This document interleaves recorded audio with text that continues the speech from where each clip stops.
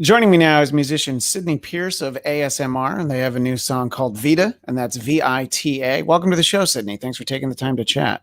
Thanks for having me. I'm excited to be here. Yeah. So, what struck me immediately about the song Vita is that there's some very different kind of sounds in there. There's a little funk, some hip hop, definitely some pop, and also like electronic. It was almost like, oh, this sounds, and believe me, I mean this in the best way possible. Kind of sounds a little bit like some Super Mario sounds in there. There's some electronic, video, all sounds that are very important to, a lot of generations youth, and it just has that familiar feeling to it.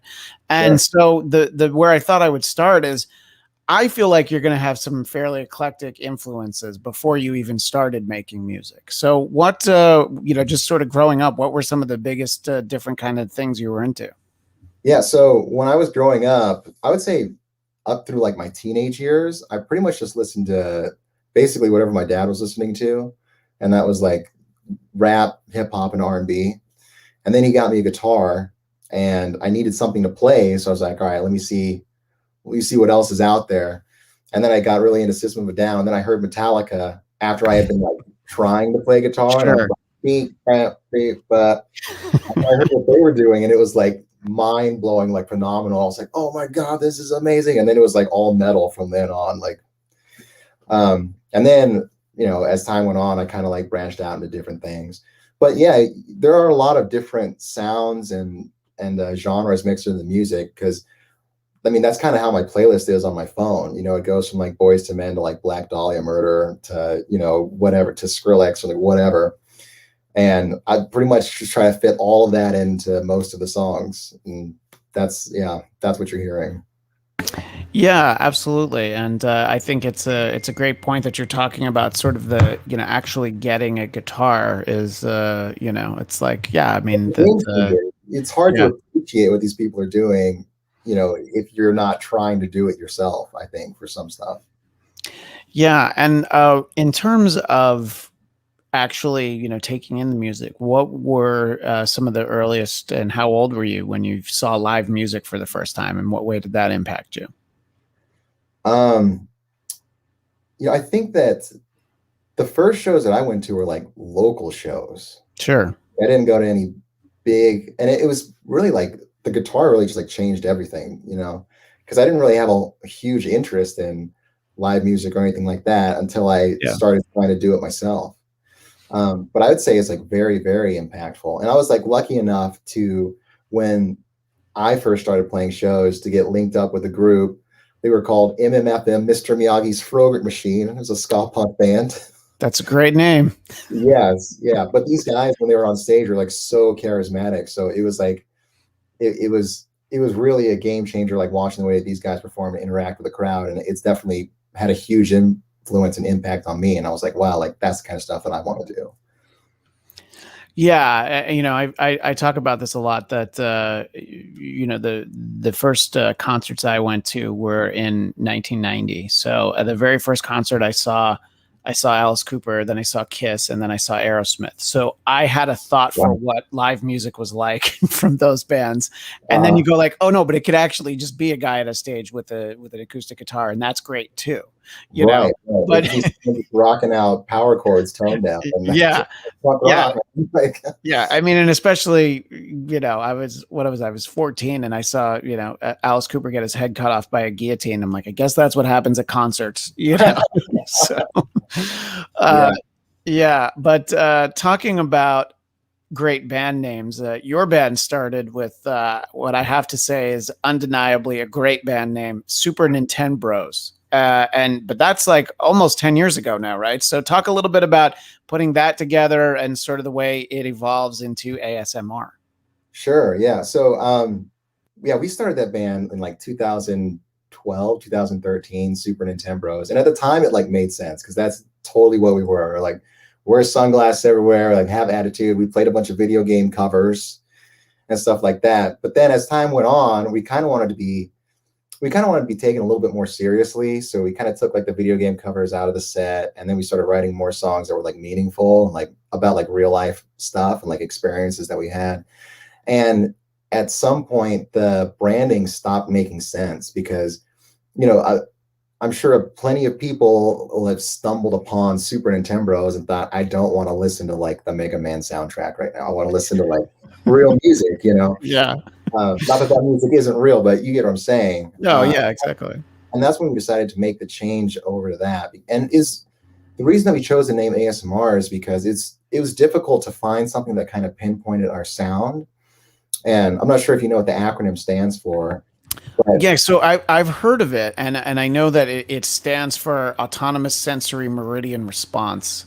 And my understanding is that, like, there's all these ASMR videos, and it's a lot of like, just sort of keeping it on the more PG area of it. It's just like, like a girl brushing her hair, or it's like and then just sort of talking in a very like monotone, like, and now I'm doing this, and then I'm doing right. that's my understanding of it. So when Yeah. that showed up as the name of a band that I could potentially talk to, I was like, well, that's interesting. So yeah, tell us why you thought that name really captured what you and your band were about. Right. Well, so ASMR in and of itself is really just any audio phenomena that gives you goosebumps or the chills. And I felt like that was really cool conceptually for a band to be named. And I also felt like it's sort of all encompassing because it doesn't like bog us down and like, oh, they're like a metal band, or oh, they're a pop band, or oh, they're like an R&B band kind of deal, So I felt like that was a good fit. And that's why we decided to go with it. Right, and so and both incarnations of the band, with both names, it's you and Steven, Barotarian, or am I way off on that? It's Barotaran. Yeah, I knew it. I first of all, it's just the whitest pronunciation you could have, but I knew I wasn't going to be close. Right. So how did you guys get to know each other? And I also find it's interesting that just in the course of having the band, real life got in the way, and you guys both kind of put it on the back burner. Yeah. So Steve and I actually went to high school together. But we weren't really friends in high school, oddly enough. It wasn't until after high school that we kind of connected and started hanging out. And then we were all both doing our own separate projects. And then he picked up a guitar and I picked up a guitar. I think it was around the same time. And then just because like we were hanging out together all the time, we were like, oh, like let's play some music, And it started out as like an acoustic thing, and we were just kind of like messing around. Like, I don't know if you're familiar with the band Steel Panther. Yeah, I know that Steel Panther. It's basically like sort of that late '80s, early '90s hard rock that some people call hair metal, but it's more Spinal Tap, and they play it as characters, and it's part of the show. Yeah. Right. So I was like really into them back in the day. So Steve and I decided to start a group where it was sort of like a similar thing, but it was an acoustic group. But instead of like party guys, we just wrote the saddest songs ever, like the absolute so ridiculously sad. We had a song called The Happiest Song on Opposite Day, just like really over the top sad stuff. Right. And then we had a lot of fun doing that. We decided like, oh, maybe it'd be fun to like try something like serious and like actually start putting together like an actual group and like going out and playing like some real shows and trying to get a following and stuff. And that's kind of how Super Nintendo came about. And then we had some decent momentum. Like there was some stuff happening. We like won the 2017 Battle of the Bands at Sac State, which was pretty cool.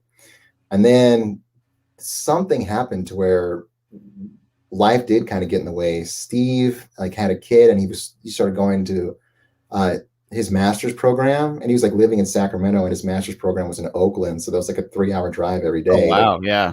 Insane.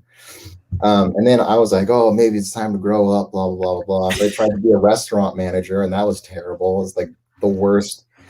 I mean, if you're a restaurant manager, like mad respect to you. I personally did not enjoy it very much. Right. If what you want to do is make music, you're not going to really scratch that itch by being a restaurant manager, Correct. Yeah. And then, so then one day I just kind of picked up a guitar and I played something and I was like, this is sick. Like what? And I recorded it and I showed it to Steve and I was like, bro, we gotta do it again. We gotta. Yeah. And he agreed. So, and then the rest is history. So two questions about sort of the backstory. The first is, was there a name when you guys would perform as the Really Sad Acoustic group? That was Nintendbros, not okay. It's a regular Nintendo. So not so super Nintendo. Right. And when you guys did play video game covers, what were some of the most fun and the ones that that people like freaked out the most? I feel like Mario Brothers would probably be like the encore or something. Yeah. Well, we used to open our shows with the castle theme. From Super Mario. Sure. And that theme is metal. That is a metal theme. It's awesome. Right. We did that. We played the Storm Eagle theme from Mega Man X. Mm-hmm. And then we played a couple other ones too, but those are the two that like jump out. Yeah, no, absolutely. But that's that's you can definitely see that sometimes if like I don't think that Metallica would sneak that in there, but if you had a band that they came out and started their encore with something like Super Mario Brothers or Zelda or something, people would be like, they'd just lose their minds over it. So right. I think August Red has a Zelda cover, and it's nice. Yeah. So you and Steven get back together, and at some point you realize that being called Super Nintendo Bros is not necessarily going to get the kind of attention that you're looking for, So you kind of talked about changing the name, but talk about sort of the realization that just going out there and doing shows maybe isn't enough, and sort of looking at it from, honestly, the business side, which is the self-marketing, social media, and all that stuff. Yeah, well, it's like if you try something for 10 years and it doesn't work, like you gotta look at a different angle and try to do something different. But I think that that's kind of an issue that a lot of like younger, like up and coming artists have. They're like, we're just gonna play it. The plan is to be famous, like we're gonna play a bunch of shows and we're gonna be famous. And be famous is a goal, but it's not a plan. And that's kind of where that realization came from. Yeah, so I thought it was interesting that when I was reading in the bio that there's a lot of the standard stuff. You have social media, you do a YouTube channel, but giving away T-shirts, that always helps. But giving away sunglasses with the logos, that I like, because that's practical. It's like I'm not gonna throw these away. And like a T-shirt, you're not going to throw away, but are you going to wear it? Sometimes yes, sometimes no. But it's like, like I don't know. At some point years ago, I got a Chick-fil-A opened, and they gave me sunglasses, and they're like in the bottom of my car for when I'm like, I don't have any sunglasses, So I'm not going to throw away free sunglasses, is what I'm saying. Right. Well, we felt like that was a pretty good branding opportunity, because every time we play shows on stage, we're always wearing sunglasses. That's just like part of our thing. I don't know, it's what we do. So It made sense to give away those as well. Yeah. And then I kind of like the idea is that the realization is how good all that stuff can be, but then it was important that, what you have to do is make an album that is so good that people can't ignore you, and some bands might never figure that out, actually, that it's like, I don't understand. I don't understand why they don't like us. I think it's, for me, as a musician, as somebody who's like writing music, and I think Steve would agree with that too, if he were here, but it's like, we've played a lot of shows with a lot of bands, and I always pay attention to who sounds really good and who doesn't. And even bands that I listen to, like big bands, when I'm listening to their album, I'm like, okay, this is what I have to compete with. Like, I have to write stuff that's at least this tight to be taken seriously. And I think that a lot of artists kind of go, I'm just going to do whatever I want to do. And I'm not saying that I don't do that. I do what I'm passionate about, but I don't think that they take other stuff. Like, I don't think they take things like that into account. Like, I don't know how many artists are like, okay, I need to write something that's as good. I need to compete with like the Jason Richardsons, like the Tim Hensons. Like, I need to compete with all these other bands. So I need to do something that's actually phenomenal. Like, just okay is not going to cut it. So, Yeah, right. And I think I think that it certainly helps to realize that early on, and I mean, you can, you talked about Metallica, and obviously, like, their breakthrough is that 1991, that Black album. But it's like, yeah, but there's all the stuff they did before that. Right. It's like, can you have something that's not going to sound like it, but it's like, can I have something that's on the level of like Kill 'Em All, and then I work up to having, something, like even other bands in that genre. You just sort of think of like, Yeah. okay, well, these bands are able to start from here, and then they get to this point. And I think I don't know. I think it can be important to really monitor what worked for other bands. I mean, a good example would be, you know, Nirvana's first album, Bleach. It has a really loud like sound where you would think that they probably recorded it in a garage. I don't think they actually did. But then the album that everybody knows is Nevermind, because it's like, well, yeah, because they had the money to spend on a producer. So obviously now the technology exists where, and I was reading how I guess you really invested sort of in that side of it, the production side, that you can Yeah. do stuff yourself, and you can, through trial and error, figure out how it works, instead of like in the old days where, like, an hour of studio time is, X $1,000, and Yeah. talk about sort of figuring out that side of like, great, we have good songs. How can I make them sound as good as somebody who maybe, did spend $1 million on studio time for an album?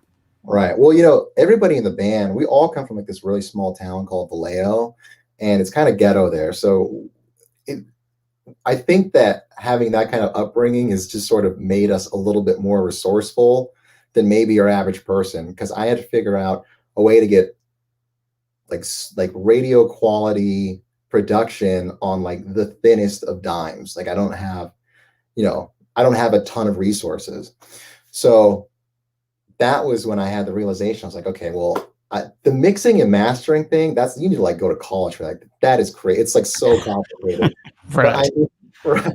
but I knew that I could do everything else if I just, learn, because I had been playing around on like GarageBand like forever. So just like a testament to that, in the song Vita, all the instrumentation I did that in my bedroom.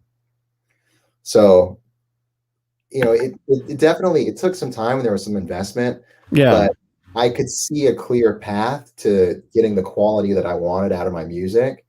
And that was by just learning how to do the production on my own. At least the part that I can do on my own, I do on my own. And then if I don't know how to do something, I'll just outsource that. But for the Yeah, most, and it's kind of the fascinating thing, I mean, I'll be quick to say that it's not really the kind of music that I listen to, but you know what? She's not making it for me. But it's so impressive that Billie Eilish and her brother, literally in her bedroom, they put out an yeah, album, and that's how it got released, And the right. fact that you can even do that is so fast, because 5 years ago you couldn't do it. You definitely couldn't do it 10 years ago. The fact that technology has gotten to this point, and I think we're getting so much music, especially the last year and a half, when people are, in their houses an awful lot more, Yeah. just the amount of music that we're able to get and the quality of it. I mean, Yeah.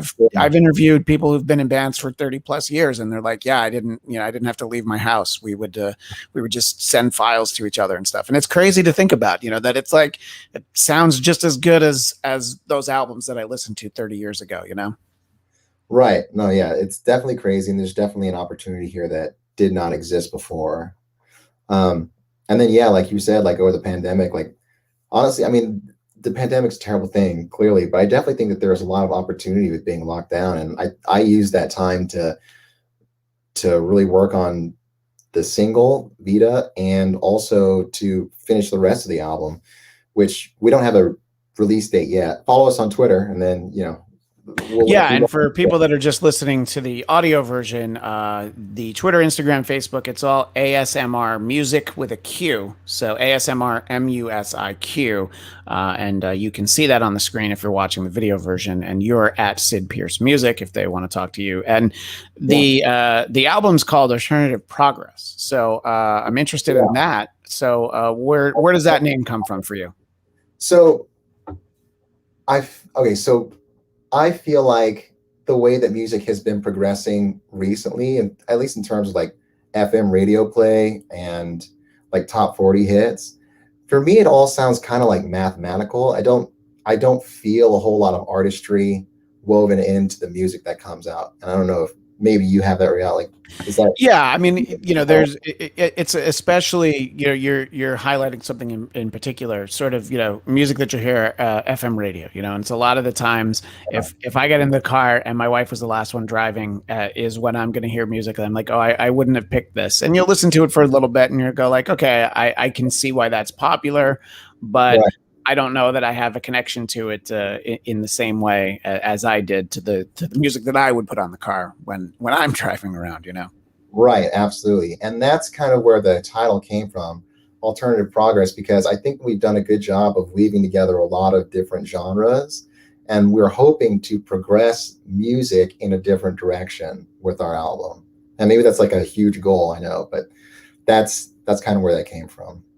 Yeah, but I mean, it's like when I think somebody has to sort of take that approach. I mean, just when there's those seminal moments where, music did start to sound different just because of a variety of reasons, and I mean, it's Right. just the emergence of early hip hop. The first time that the first time I ever heard Run DMC, I'm like, well, I don't quite understand what this is, but first of all, it sounds cool, and man, those guys look cool. I wish I had head to toe Adidas, but I never did, and then just collaborations, like speaking, you have the Run DMC Aerosmith, you have Aerosmith and Public Enemy, I'm sorry, Anthrax and Public Enemy, just those moments I think were so important, where it's like, look, it's coming from the same place, and I didn't even mean, I almost used this turn of phrase, and then I realized, I'm like, oh, that's from the Bob Seger song. But in Old Time Rock and Roll, he says today's music don't have the same soul. And I think sometimes you feel that, where you're like, oh yeah, somebody set out to go like, oh, you want me to write a #1 single? Watch this. And then it's like, oh yeah, they did that. But and then it's, and then, not that everybody who has a #1 single doesn't have, I mean, you have somebody like Bruno Mars, where I'm like, yeah, there's math involved in that, but it's also like, he delivers on a level.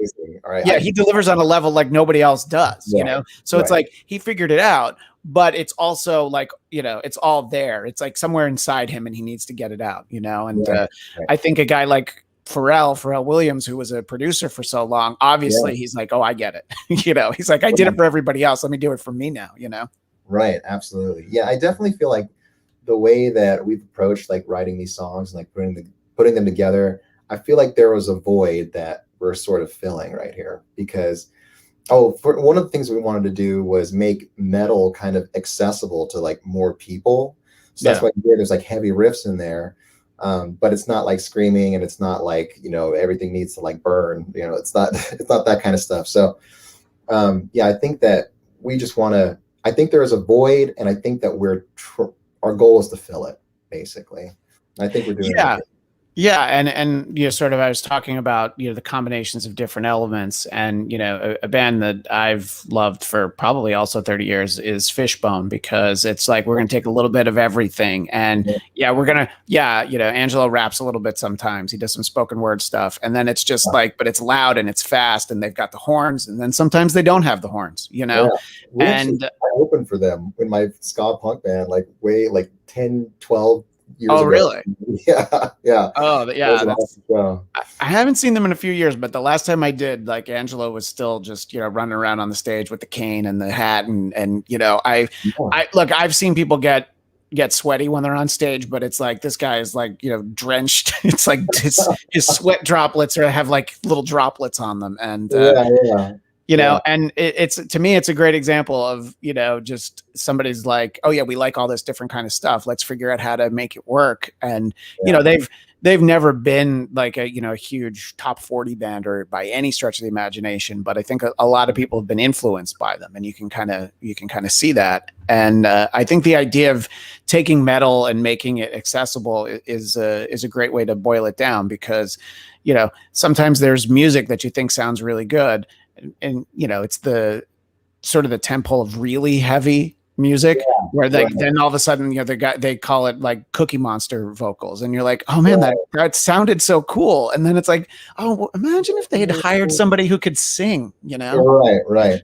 Yeah, I think there's a lot of negative associations with metal, and like that's like the Cookie Monster vocals, like it's hard for people to get into that.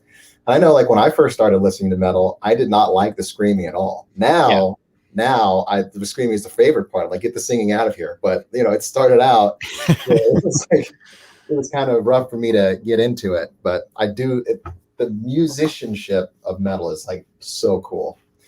Yeah, no, exactly. And when you think about just sort of the so many different directions it can go, and obviously, you have the hybrids of like metal and rap, and then sometimes you'll think about it. I think to me a good example is somebody not for metal and rap, but Dave Mustaine and Megadeth. Like that music is metal, but it's like the way that he writes and what he writes about. It's almost like he's a poet who has like figured out that he's just going to shout over as much of the music as he can. And I don't know, I love the idea of taking it and just really, because really heavy music with a great singer, it's hard to really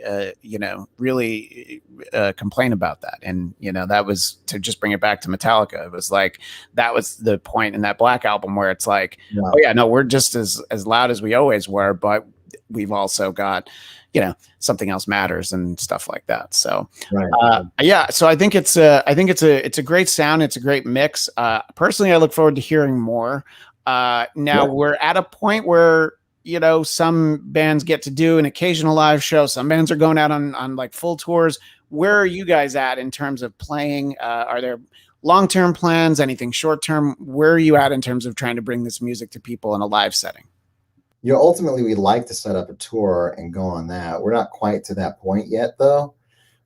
So we might have a show in San Francisco in October, maybe. It's not set in stone.